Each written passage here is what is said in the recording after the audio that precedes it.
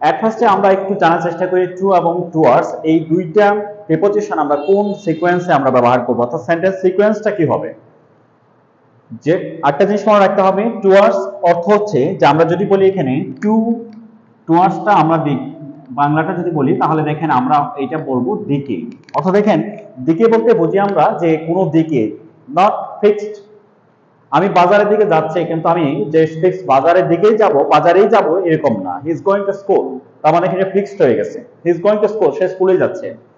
But যদি বলা হয় he is going towards school, সে স্কুলের দিকে যাচ্ছে, কিন্তু সে স্কুলের দিকে যাচ্ছে, তার ডেস্টিনেশনটা কিন্তু স্কুল নাও হতে পারে, অন্য কোনো প্লেসেও হতে পারে। সেই ক্ষেত্রে আমরা কি ব্যবহার করব, টুয়ার্ডস ব্যবহার করব। আর যদি আমরা টু ব্যবহার করি তাহলে সেক্ষেত্রে কিন্তু আমরা ডেস্টিনেশনটা কি হয়ে যাবে, আমাদের ফিক্সড হয়ে যাবে। তাহলে আমরা সহজেই দেখতে পারবো এই দুইটা সেন্টেন্সে যখন আমরা যে হি ইজ গোয়িং টু মার্কেট, তাহলে এই সেন্টেন্সের মধ্যে আমরা যদি এই টুটা আমরা ইউজ করি, কারণ টু অর্থ অর্থ আমরা যদি বলি যে টুটা মিনিংটাই বুঝি আমরা প্রতি অথবা গন্তব্যস্থল। হ্যাঁ, প্লিজ টক টু মি, আমার সাথে কথা বলো, যেরকম আমরা আছে যে এটা আমার, হ্যাঁ আমার সাথে কথা বলো। আবার দেখেন প্রতি অর্থ যখন আমরা লেটার অ্যাপ্লিকেশনে লেটারে যখন আমরা লিখি তখন কিন্তু ফর্ম এবং টু। হ্যাঁ, তো আপাতত প্যারাগ্রাফের ক্ষেত্রে কিন্তু আমরা এটা ব্যবহার করি।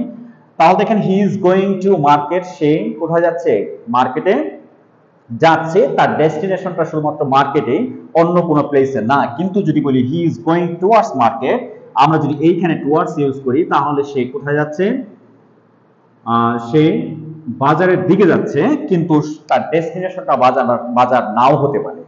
সে বাজারে অন্য কোনো প্লেসে হতে পারে, জাস্ট দিকে বোঝাচ্ছে সে বাজারের দিকে যাচ্ছে। I am going to school, I am going to college, আমি কলেজের দিকে যাচ্ছি, কিন্তু আমার ডেস্টিনেশনটা কলেজ নাও হতে পারে। সেই ক্ষেত্রে আমরা কি ব্যবহার করব, টুয়ার্ডস। সেই ক্ষেত্রে আমরা টুয়ার্ডস ব্যবহার করব। আর যদি কোনো সময় ফিক্সড হয়ে যায়, অর্থাৎ ডেস্টিনেশনটা আবার ফিক্সড হয়, তাহলে সেই ক্ষেত্রে আমরা ব্যবহার করব টু। এই দুইটা প্রিপোজিশন আমরা এইভাবে যদি মনে রাখি তাহলে এখানে ভুল হওয়ার সম্ভাবনা একবারেই থাকবে না।